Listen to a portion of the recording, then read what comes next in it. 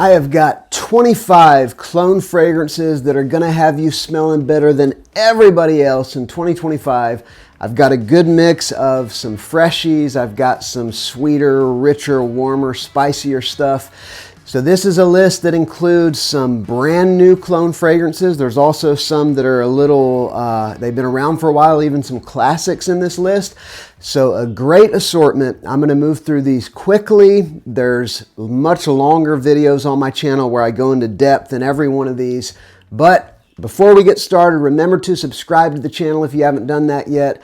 Why not give 25 clicks to the like button, or maybe just one if you like the video, and let me know down below what are some of your top picks for the coming year, clone fragrances that is. Let's begin. All right, this one is brand new, hot off the presses. This is an alternative to JPG Le Beau Paradise Garden. This is Lattafa's Nadjia Intense.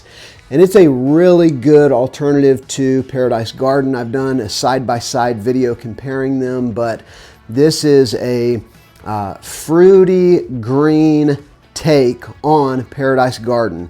The minty aromatics in this one are a little more pronounced than they are in the original, but it's still a great alternative to that awesome fragrance, Nadjia Intense. This one from Maison Alhambra, this one's kind of a classic already. This is Porto Naroli. Of course, it's an alternative to Tom Ford Naroli Portofino, and they did a really good job. If you're someone like me, you've smelled Naroli Portofino a couple times and you like it, it's fresh, it's sort of aquatic, it reminds me of laying out by the pool, then you're gonna smell this and think it is identical to the Tom Ford. If you do side by side, there are some minor differences, namely the quality of the Tom Ford is legitimately on another level than this one, but it's gonna get you quite close to that DNA, and it's very inexpensive nowadays, Porto Naroli. Next, we're gonna go with this one right here. Now, this is a clone of a fragrance I never got to smell because it's discontinued. That is Bulgari Acqua Amara. This one is Pandora Amorist from Paris Corner, and this is a citrus aquatic fragrance, but it's got this kind of a minerality, this sort of seashore kind of a vibe that Acqua Amara is named after. Apparently that means bitter waters, and there is a touch of sort of a bitterness in this fragrance that I think would almost put it in the realm of like it's a slightly niche smelling fragrance because not everybody's going to love it. But if you liked Acqua Amara, or if you can appreciate the realism of a fresh aquatic fragrance with some citrus and then a little bit of a minerality, then you're really going to love this stuff. Pandora Amorist from Paris Corner. This one's a pretty new release, at least new on the scene. I hadn't seen it until just a few months ago. This one's an alternative to Louis Vuitton Ombre Nomade. This is Reef's brand called Nusuk, or Riffs Nuk, and this is called Al-Mukatalif Signature. And this is a smoky oud fragrance. You've got a good bit of sweetness, you've got a good bit of spice, you've got some leather, and then you've got a powerful oud and an incensey kind of smokiness. Good sweetness, good spiciness, and it is powerful, it is strong. Surprisingly, my wife and daughter both liked this one. That really surprised me. They don't normally like oud fragrances, but there is something so warm and cozy and inviting to this one, Al-Mukatalif Signature.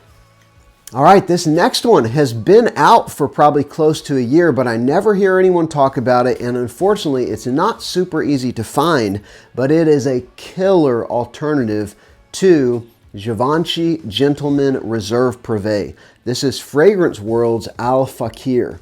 This is the boozy chestnut cousin of Givenchy Gentleman EDP. Now, I will tell you, the whiskey note in the Givenchy is definitely more realistic and more pronounced than it is in this one. I would say this one's got about 50% of the booziness of the original, but other than that, it's very, very close. If you were to take away the whiskey and the chestnut sweetness from the original, then you would basically just have Givenchy Gentleman EDP. This one's got the chestnut sweetness and about half of the whiskey. And again, it gets you pretty close to the original, again, Alakir. It's good stuff. Oh, and it's an iris fragrance. That should be obvious, but next we'll go with this one. This one's almost in classic territory by now. Been out for maybe a year and a half, 2 years, but it's well known. I'm talking about Afnan Terrai Blue, and this is a Bulgari Tigar alternative. You know, it is a aromatic, citrus, somewhat green blue fragrance, a green blue fragrance. It's fresh, it's very clean smelling, and a lot of people really love this DNA. And this one has come down a lot in price over the past year. Again, Afnan Terrai Blue. All right, next. Now this one is a great alternative to BR540, although I have recently heard it's actually supposed to be a dupe of a different fragrance. I'll try to look that up and put it on the screen, but it smells pretty much almost exactly like BR540. This is a subhouse of Dumont. It's called Tresedor Celestia. And so this stuff has that kind of amber woods, sort of dry feel from BR540, as well as that kind of cotton candy, airy, transparent sweetness. There is just a touch of a fruitiness in this one that sets it apart just a hair from BR540, but this stuff is awesome. It smells fantastic. It lasts a very long time. Again, Tresedor Celestia. All right, next up, this was probably one of the first 5 Moths that I bought, and I love it, and I still wear it, even though it's probably been out 5 years or so. I'm talking about Moth Craze. This is an alternative to Parfums de Marly Pegasus. I love Pegasus. It's a powdery almond vanilla fragrance, and this smells super close to Pegasus. Quality-wise, it's not going to touch the Parfums de Marly, but as far as if you're familiar with Pegasus and then you smell this one, you probably wouldn't know that you're not smelling Pegasus. If you spray them side by side, you are going to know. I love this stuff. Our Moth Craze, still a great pickup and super affordable now. This is an alternative to Raja Parfums Elysium. There's tons of dupes of Elysium now, but I still think this one, you know, value for dollar, is an awesome choice. This is Fragrance World Imperium. You know, citrus, black currant in the opening, and then you've got kind of a grassy vetiver with a woodiness in the base. My bottle, I've never had, you know, major issues with performance. I'll get 6 to 8 hours whenever I wear it. So about a 7-hour fragrance. You do lose the sweet fruitiness after a couple hours, but that's pretty typical with this kind of a fragrance. Again, definitely still recommend this one, Fragrance World Imperium.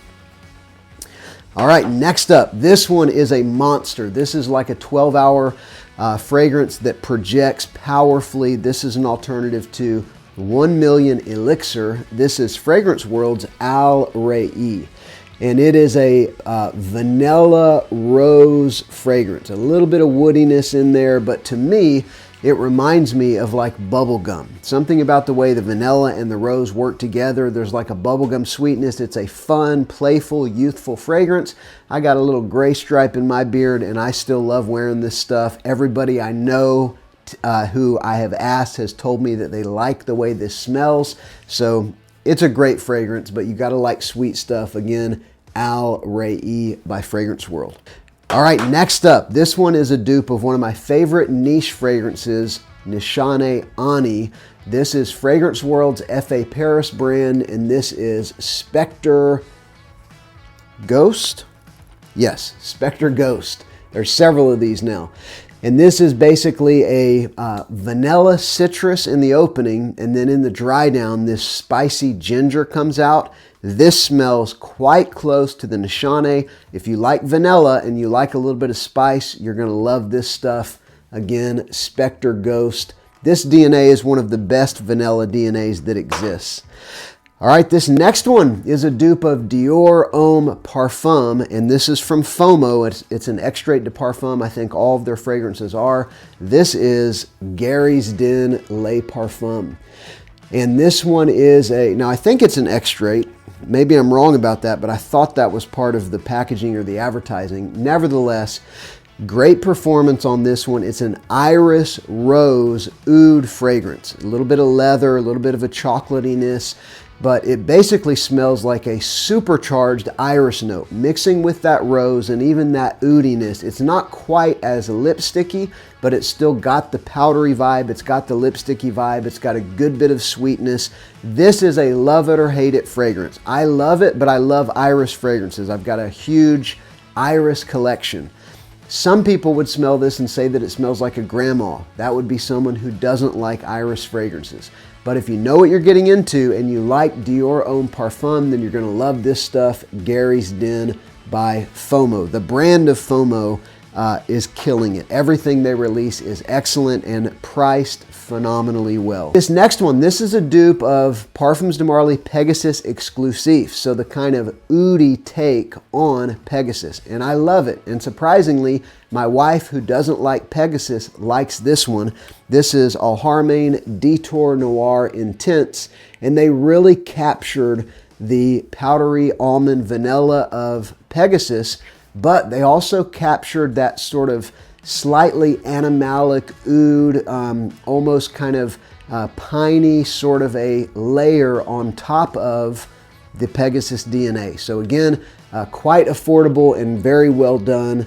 This is Detour Noir Intense. All right, next up, this one is a dupe of Bond No. 9's Nomad, a very pleasant, mass-pleasing oud fragrance. This is Emperor's Metropolis 9th Avenue, and they really captured this DNA. It's a fruity oud, but there's kind of a leathery feel. To me, it's sort of like a fruity oud layered on top of Dolce & Gabbana The One. That's what it feels like or smells like to me, although I've never heard anybody else say that, so I might be crazy. But it's one of the most approachable oud fragrances you could buy. And I would say it's mass pleasing, even though it's an oud dominant fragrance. Love this stuff, Metropolis 9th Avenue. Next up, this one is a beast mode clone of Creed Aventus. This is one of Dumont's brands, Celerio Oros. The Celerio fragrances are all good. They're all strong, long-lasting, projecting, and this one's no different.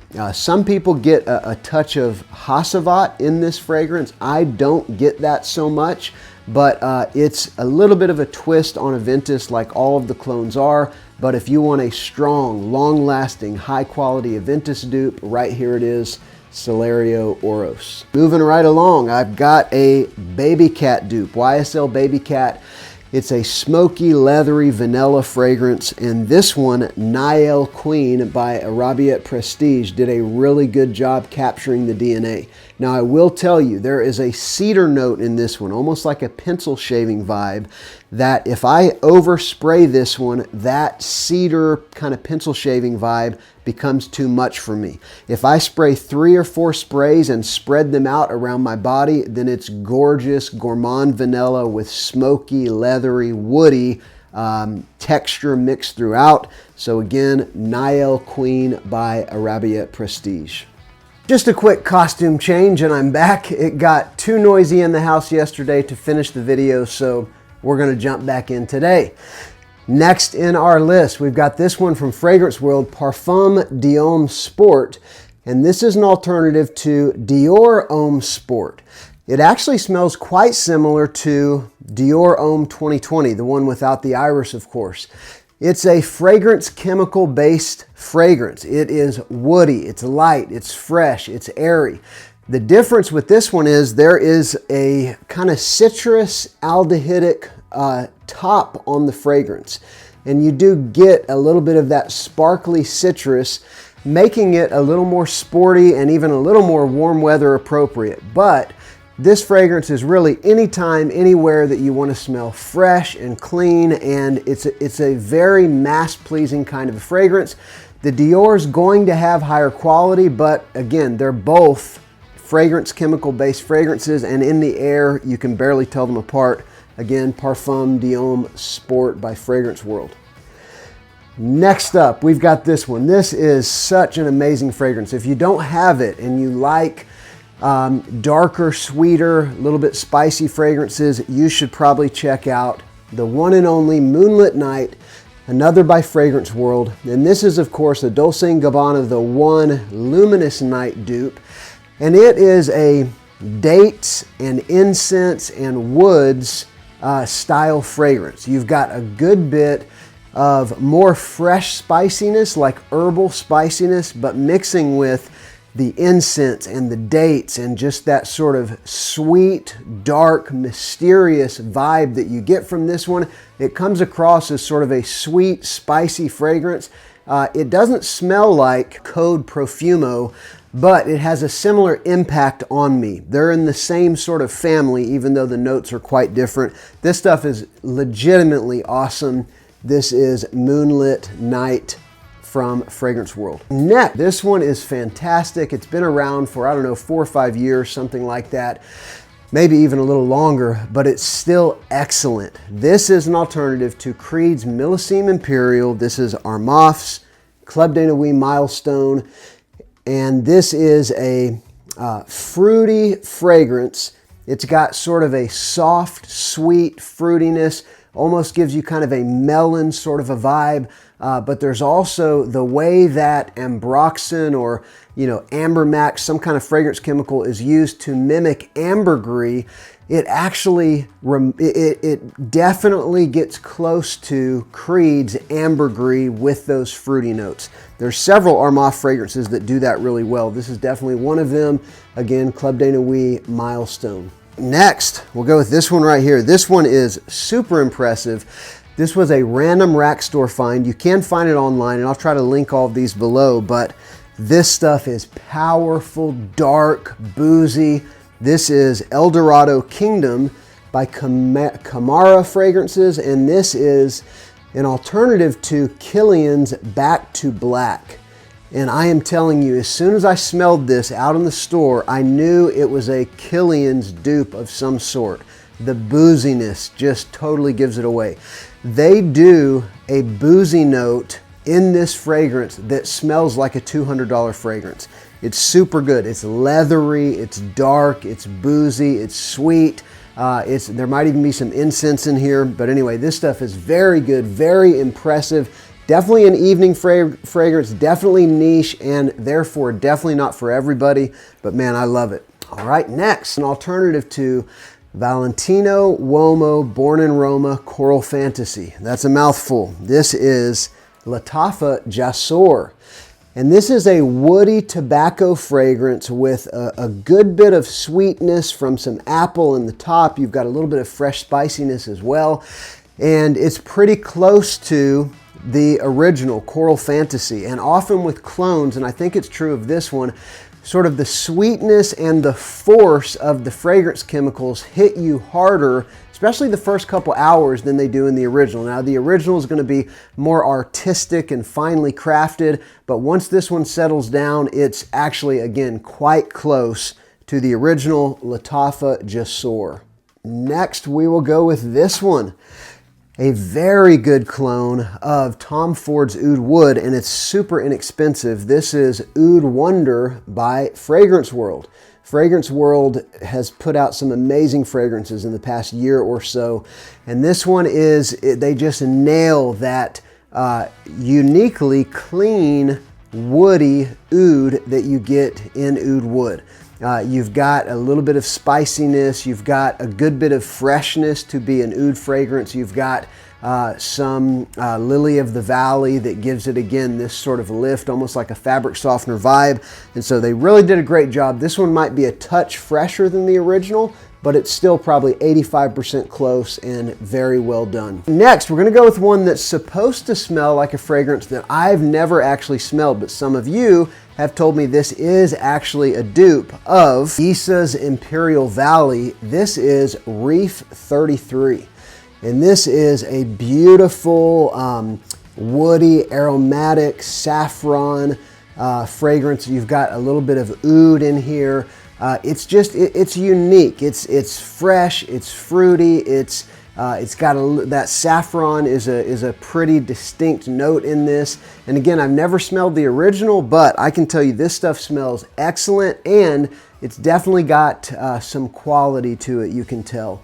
Reef 33. And finally, from Lattafa, we have Liam, or sometimes called Liam Gray, and this is a clone of BDK's Gris Charnel. And so it's a sort of black tea, fig, vanilla, sandalwood, tonka bean kind of a fragrance. It feels dark and moody, or broody, I guess you could say. It has this quite a mature vibe. There's a good bit of sweetness, but there's also a good bit of complexity. I would say definitely a niche profile, definitely not for everyone. And I would say this is someone who can appreciate niche smelling and even a little more mature smelling fragrances, but I really like it. I mean, I love the way that it smells. It's just so situational that I haven't found a lot of occasions to wear it. But again, Liam Gray, pretty impressive considering I think I paid about $24 for this. So that has been 25 clone fragrances that are going to send you into 2025 smelling better than everybody on the block, yay, everyone in your town. But let me know down below, what are some of your top picks, clones for 2025? Remember to subscribe to the channel, click the like button if you got something out of the video. This is Justin with Sillage Scents.